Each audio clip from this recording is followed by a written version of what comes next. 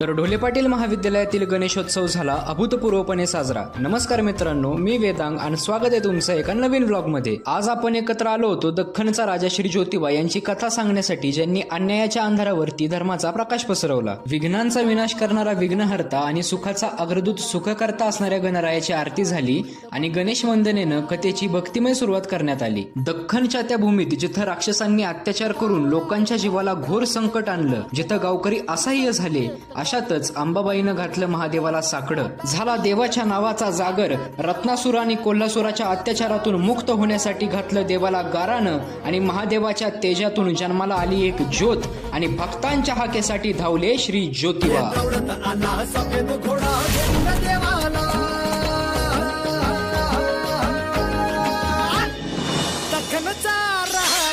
ज्योतिबा माझा।